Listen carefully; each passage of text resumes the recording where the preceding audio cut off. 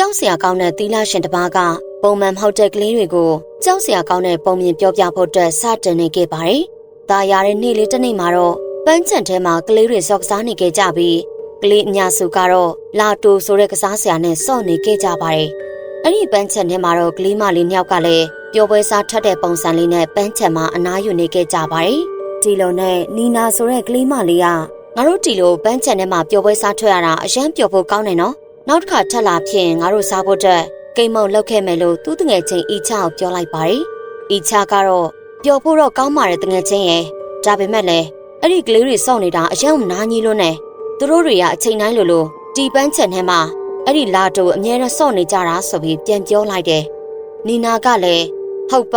ါဒီပန်းချံကသူတို့လာတိုစော့ဖို့အတွက်ဖွင့်ထားပေးရကြနေရပဲ။အယံနာကြီးတာပဲဟာ။အီချာကလည်းလာတိုစော့နေတဲ့ကလေးတွေကိုဟေးနင်တို့စော့နေတာအယံဆူညံလို့နဲ့အဲ့ဒီချိန်မှာတော့ကောင်လေးတယောက်ကအီချာကိုဟဲ့ဒီပန်းချံနင်းပိုင်လာလားဒီပန်းချံမှာဘသူမဆိုကစားခွင့်ရှိတယ်လာတိုမကလို့ကြိုက်တဲ့ကစားဆရာနဲ့ကစားခွင့်ရှိတယ်ငါတို့ပြောနေရအောင်နင်ကဆီယာမကြီးလားဆိုပြီးပြောလိုက်ပါတယ်အီချာကလည်းနင်တို့တွေစော့နေတာအယံကိုစူညံလုံးနဲ့ဟာနင်တို့ရဲ့ကစားဆရာတခြားလူတွေအနောက်ရှက်ဖြစ်စေတယ်လို့ပြန်ပြောလိုက်ပါတယ်အဲ့ဒါနဲ့ပဲကောင်လေးကအီချာကိုအေးပေါ့နင်လဲလာတိုကစားဆရာကိုစော့ပွင့်ကြိုက်သွားလိမ့်မယ်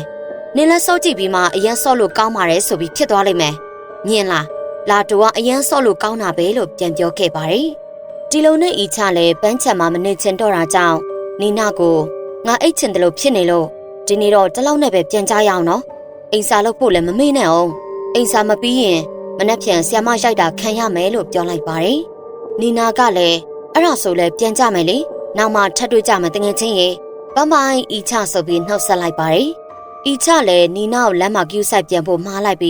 တငယ်ချင်းနှစ်ယောက်လည်းပြန်ခဲ့ကြပါတော့တယ်။အီချအိမ်ပြန်ရောက်တဲ့ချိန်မှာတော့သူ့အမေကမမေသမီးလေးရေသမီးလေးဖေဖေကသမီးတို့လက်ဆောင်တစ်ခုပေးထားတယ်လို့အီချကိုပြောလိုက်ပါတယ်။အီချကတော့ဖေဖေကအိမ်ပြန်ရောက်နေတာလားလို့မေးလိုက်ပြီးသူ့အမေကတော့မဟုတ်ဘူးသမီးလေးရေသမီးလေးဖေဖေကပစ္စည်းပို့သမားနဲ့အိမ်ကိုလှမ်းပို့လိုက်တာလို့ပြောလိုက်ပါတယ်။အီချလည်းသူ့အဖေပေးတဲ့လက်ဆောင်ကိုတွားဖွင့်ကြည့်လိုက်တဲ့ချိန်မှာတော့ဟာလာတိုကစားစရာပါလားသမီးကကလေးမဟုတ်တော့ဘူးလေဘာလို့ကလေးကစားစရာကြီးကိုလက်ဆောင်နဲ့ပေးတာလဲအီချအမေကတော့ဟာအဆင်ပြေပါတယ်သမီးလေးရဲ့သမီးရွယ်ကလေးတွေလည်းလာတိုတွေစော့နေကြတာမဟုတ်ဘူးလားပြီးတော့သမီးအဖေကသမီးကိုစော့စိတ်ချင်လို့လက်ဆောင်ပေးရလေအဲ့ဒီလိုပြောပြလိုက်ပါတယ်အီချကလည်းဟုတ်ကဲ့မမေလို့ပြန်ပြောလိုက်ပြီးညအိပ်ရာဝင်ခါနီးမှာတော့အီချလည်းလာတိုကစားစရာကိုကြည့်ပြီးလူတွေကလည်းဒီလိုစိတ်ရှုပ်ဖို့ကောင်းပြီးစူညံနေတဲ့ဟာအောင်များစော့နေကြသေးတယ်။ဘာပဲဖြစ်ဖြစ်လေငါလည်းစမ်းစော့ကြည့်လိုက်အောင်မယ်။ဟဲ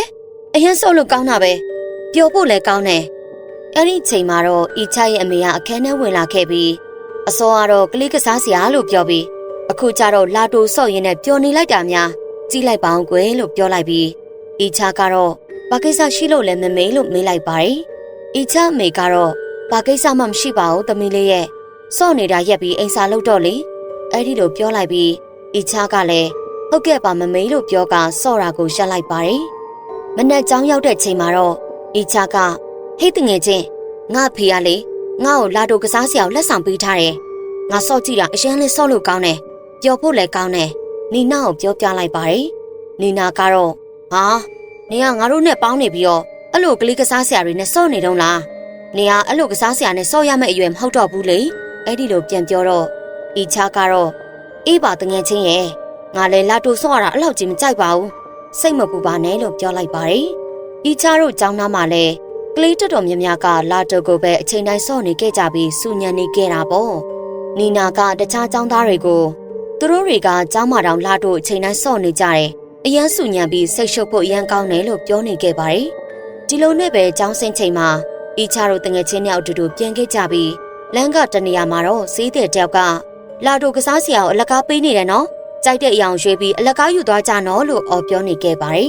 အီချာကလည်းနီနာကိုလာတိုကစားစရာကိုအလကားပေးနေတာတဲ့နင်တခုလောက်သွားမယူလားငါတို့စီမှာတခုလောက်ရှိထားတာလဲကောင်းပါတယ်လေပြီးတော့အလကားရမှာပဲဟာလို့ပြောလိုက်ပါတယ်နီနာကတော့ငကိုတွေကလာတိုကစားတဲ့သူတွေကိုကြည့်မရတာကြောင့်မလို့ချင်မောင်းဟာအဲ့ဒီအယောက်ကငါတို့အသက်ရွယ်နဲ့ဆော့ဖို့လည်းမလိုတော့ဘူးလေနင်လိုချင်နေဆိုရင်တော့သွားယူလေအဲ့ဒီလိုပြန်ပြောလိုက်ပါတယ် ဤချကတော့ငါစီမှာအဖေလက်ဆောင်ပေးထားတဲ့လာတိုရှိပြီးသားလေငါလည်းမယူတော့ဘူးလို့နီနာကိုပြောလိုက်ပါတယ်ပြီးတော့အဲ့ဒီနေရာကနေအိမ်ကိုပြန်လာခဲ့ကြပါတယ်ဤချအိမ်ပြန်ရောက်တဲ့အချိန်မှာတော့သူ့အမေနဲ့ TV သတင်းကြည့်နေတော့ကလေးတချို့တိုက်ပေါ်ကပြုတ်ကျကသေဆုံးသွားပြီးနောက်ကလေးတစ်ယောက်ကလည်းလမ်းပေါ်မှာကားတိုက်ခင်ရကသေဆုံးသွားခဲ့ပါတယ်အဲ့ဒီကလေးနှစ်ယောက်လုံးကလာတိုကစားနေပြီးအဲ့ဒီလာတိုထဲမှာပဲစိတ်ရောက်နေပြီးဘာကိုမှမတွေးနိုင်တော့တာကြောင့်သေဆုံးမှုတွေဖြစ်တဲ့အကြောင်းကို TV သတင်းမှာတင်ဆက်နေခဲ့ပါတယ်။အဲ့ဒီသတင်းကိုကြည့်နေတဲ့အီချလည်းလန့်နေခဲ့ပြီးလာတိုကစားရမှာကြောက်နေခဲ့ပါတယ်။အီချရဲ့အမေကတော့သမီးလာတိုကစားရင်အဲ့လိုမျိုးစိတ်မလွတ်သွားအောင်ဂရုစိုက်ပြီးကစားရမယ်။အဲ့ဒါမှအန်ဒီရမဖြစ်မှာလို့အီချကိုပြောလိုက်ပါတယ်။အီချကလည်းဟုတ်ကဲ့ပါမမေ။သမီးလာတိုကစားတဲ့အချိန်ကျရင်အဲ့လိုမဖြစ်အောင်ဂရုတစိုက်နဲ့ဆော့ပါမယ်။အဲ့ဒီလိုပြန်ပြောလိုက်ကအဲ့ဒီနေ့မှာတော့အီချလည်းတတင်းကိုသေချာနားထောင်နေခဲ့ပါတယ်။နောက်တရက်အီချကျောင်းရောက်တဲ့ချိန်မှာတော့ကျောင်းမှာရှိတဲ့လာတိုကစားတဲ့ကလေးတွေကိုမတွေ့ရတော့ပဲတာမန်ကစားနေတဲ့ကလေးတွေကိုသာတွေ့လိုက်ရတာကြောင့်မနေ့က TV မှာလာတဲ့သတင်းကြောင့်ဖြစ်မယ်လို့ပြောနေခဲ့ပါတယ်။အဲ့ဒီချိန်မှာတော့နီနာလည်းရောက်လာခဲ့ပြီးလာတိုကစားတဲ့သူတွေမရှိတော့တာကြောင့်ငါရဲ့မနက်ခင်းလေးကတိတ်ဆိတ်ပြီးအရှမ်းနေလို့ကောင်းတာပဲလို့ပြောနေခဲ့ပြီးမနေ့ကသတင်းကြည့်ဖြစ်လားလို့အီချကိုမေးလိုက်ပါတယ်။အီချကတော့တတင်းမှာပါတဲ့လာတိုကစားလို့တေသွားတယ်ဆိုတာကအတိတ်ပဲမရှိဘူးလို့နီနာကိုပြောလိုက်ပြီးလာတိုကစားလို့တေမယ်ဆိုရင်ကလေးတော်တော်များများတေကြမှာလို့ပြောလိုက်ပါတယ်။နီနာကတော့ဘာပဲဖြစ်ဖြစ်လာတိုကစားတဲ့သူတွေမရှိတော့တာကြောင့်မစူညံတော့ဘူးလို့ပြောလိုက်ပါတယ်။အီချကလည်းဟုတ်တယ်နီနာနင်ပြောတာမှန်တယ်။လာတိုကစားတဲ့သူတွေမရှိတော့တာကြောင့်အရန်ကိုတိတ်ဆိတ်ပြီးနေလို့ကောင်းတယ်လို့ပြန်ပြောလိုက်ပါတယ်။ဒီလိုနဲ့ကျောင်းစင်းချိန်မှာတော့အီချတယောက်တည်းပြန်လာခဲ့ပြီးအပြန်လန်းပန်းချန်ထဲမှာတော့ကောင်လေးတယောက်ကလာတိုစော့နေတာကိုမြင်လိုက်ရတဲ့အတွက်ကြောင့်အီချကဟဲ့နင့်ကိုငါခေါ်နေတယ်လေမကြားဘူးလားလို့မေးနေခဲ့ပါတယ်လာတိုစော့နေတဲ့ကောင်လေးကတော့တရင်ထဲမှာပါတယ်လို့ကြောင်တောင်တောင်ဖြစ်နေခဲ့ပြီးအီချဆက်တိုက်ခေါ်နေတဲ့အချိန်မှတတိပြန်ဝင်လာခဲ့ပါတယ်လာတိုစော့နေတဲ့ကောင်လေးတတိဝင်လာတဲ့အချိန်မှာတော့ဟာငါပဲနေအောင်ရောက်နေရလဲဘာဖြစ်လို့လာတိုငါပြန်ကစားနေရတာလဲဆိုပြီးပြောနေခဲ့ပါတယ်အီချကတော့နေရာပန်းချန်ထဲမှာရောက်နေရလေပြီးတော့လာတိုကစားရတာပျော်ဖို့ကောင်းတယ်မလားလို့မေးလိုက်ပါတယ်။ကောင်လေးကတော့သူလာတိုကိုကစားတဲ့ချိန်မှာထူးဆန်းတယ်လို့ခံစားနေရပြီးသူ့ကိုတတိဝင်လာအောင်ဆက်တိုက်ခေါ်ပြီးတဲ့အီချကိုလည်းကျေးဇူးတင်လိုက်ပြီးကြောက်ကြောက်လန့်လန့်နဲ့ထွက်ပြေးသွားခဲ့ပါတယ်။အီချကတော့ကောင်လေးကစားနေတဲ့လာတိုကိုကြည့်ပြီးဒီကောင်လေးကသူ့ကိုသူတောင်လာတိုကစားနေတာမသိပဲကြောက်လန့်နေတာကိုတတိထားမိပြီးမနေ့ကသတင်းမှလည်းတေသွားတဲ့ကလေးတွေကလာတိုကစားပြီးဒီလိုဖြစ်သွားတာနေမယ်ဆိုပြီးစမ်းစားမိခဲ့ပါတယ်။အဲ့ဒါနဲ့ပဲအီချကလာတိုနဲ့ပတ်သက်ပြီးတခုခုထူးဆန်းနေတာကိုခန်းစားမိကကြောက်စိတ်ဝင်လာပြီးအိမ်ကိုအမြန်ပြန်ဖို့ဆုံးဖြတ်လိုက်ပါတယ်။အီချပန်းချန်ထဲကထွက်လာတော့မှပဲလာတိုကိုအလကားပေးတဲ့ဈေးသည်ကိုတွေ့လိုက်တာကြောင့်သူနဲ့တခုခုပတ်သက်နေရမယ်လို့စမ်းစားမိပြီးအဲ့ဒီဈေးသည်နောက်ကိုလိုက်သွားခဲ့ပါတယ်။အီချလိုက်သွားတဲ့ချိန်မှာတော့ဈေးသည်ကနန်းတော်လိုရဲတိုက်ကြီးတဲ့ဝင်သွားခဲ့ပြီးအီချလည်းရဲတိုက်ကြီးကိုကြည့်ပြီးထူးဆန်းတဲ့ခန်းစားချက်ကိုရနေခဲ့ပါတယ်။ဒီလိုနဲ့အီချလည်းရဲတိုက်ထဲကိုဆက်လိုက်သွားခဲ့ပြီးအဲ့ဒီမှာတော့ဈေးတွေကငါရဲ့တာဝန်ကအောင်မြင်နေပြီ။လာတိုကိုကစားတဲ့သူတွေကငါတို့ရဲ့ကြားခံတွေဖြစ်နေပြီ။အဲ့ဒီကလေးတွေကရစ်ပူစော်ခြင်းရဲ့အနစ်နာခံတဲ့သူတွေပဲလို့ပြောနေခဲ့ပါတယ်။အီချကတော့အဲ့ဒီလာတိုကိုအလကားပေးနေတာတွေကအယူလွဲမားနေတဲ့သူတွေရဲ့ထောင်ချောက်တစ်ခုဖြစ်ပြီးသူတို့ကိုးကွယ်တဲ့သူကကလေးတချို့စတင်ကတတ်နေပြီကျန်တဲ့လာတိုကစားတဲ့ကလေးတွေအတွက်အီချကစိုးရိမ်နေတာကြောင့်ဒီဘာသာရေးအယူလွဲတဲ့အဖွဲ့ရဲ့အစီအစဉ်ကိုဖျက်ဆီးရမယ်လို့တွေးနေခဲ့ပါတယ်။အဲ့ဒီအချိန်မှာပဲအထက်အဈေးတွေကငါတို့ရဲ့အောင်မြင်မှုအတွက်အောင်ပွဲခံကြရအောင်လို့ပြောနေခဲ့ပြီးဈေးတဲ့အဖွဲ့ဝင်တွေလည်းလာတိုကိုအသက်မရှိတဲ့လူတယောက်လိုကစားနေခဲ့ကြကမျက်လုံးကနေလည်းသွေးတွေစီးကျနေခဲ့ပါတယ်။အဲ့ဒီမြင်ကွင်းတွေကိုမြင်နေရတဲ့အီချလည်းကြောက်လန့်ကရဲတိုက်ကထွက်ပြေးသွားခဲ့ပြီးအိမ်ကိုပြန်သွားခဲ့လိုက်တယ်။နောက်တစ်နေ့မှာတော့အီချကြောင်းသွားရင်းနဲ့ပန်းချံမှာလာတိုစော့နေတဲ့ကလေးတွေကိုထပ်ပြီးတွေ့လိုက်ရပါတယ်။လာတိုစော့နေတဲ့ကလေးတွေကလည်းအသိစိတ်မရှိတဲ့လူတစ်ယောက်လိုဖြစ်နေတာကြောင့်အီချလည်းအဲ့ဒီကလေးတွေကိုရစ်ပူစော်ခံမှုကနေလွတ်အောင်ကူညီပေးမယ်လို့ဆုံးဖြတ်လိုက်ပါတယ်။အဲ့ဒီလိုနဲ့အီချက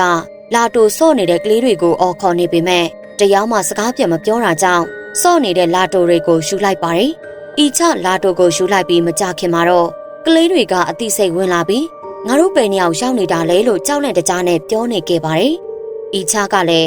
းနင်တို့တွေဘာမှမဖြစ်ပါဘူး။အားလုံးအဆင်ပြေတယ်။ နောက်ဆိုရင်နင်တို့ဒီအနီရောင်လာတိုကစားစရာကိုထပ်ပြီးတော့မစော့တင်တော့ဘူးနော်လို့ပြောလိုက်ပါတယ်။ကျန်တဲ့ကလေးတွေကလည်းအီချကိုကျေးဇူးတင်နေခဲ့ကြပါတယ်။ဒီလိုနဲ့အီချလည်းအဲ့ဒီပန်းချံကနေထွက်လာခဲ့ပြီးလမ်းတနေရာမှာလည်းကလေးတွေလာတိုအနီရောင်ကိုစော့နေခဲ့ကြပြီးအသိစိတ်လွတ်တယ်လို့ဖြစ်နေခဲ့ကြပါတယ်။အီချလည်းအဲ့ဒီကလေးတွေလက်ထက်ကလာတိုအနီရောင်ယူလိုက်ပြီးတခြားအယောင်ဖြစ်တဲ့လာတိုနဲ့လဲပေးခဲ့လိုက်ပါတယ်။အဲ့ဒါနဲ့အီချကကလေးတော်များများကိုကယ်နိုင်လိုက်တာကြောင့်သူ့ကိုယ်သူဂုဏ်ယူနေခဲ့ပြီးကြစ်ပူစော်ခံရတဲ့ကိစ္စတွေပြီးသွားတော့မယ်လို့တွေးပြီးပျော်နေခဲ့ပါတယ်။အဲ့ဒီအချိန်မှာတော့လာတိုစော့နေတဲ့အတန်ကိုကြားလိုက်ရတာကြောင့်သွားကြည့်လိုက်ပြီး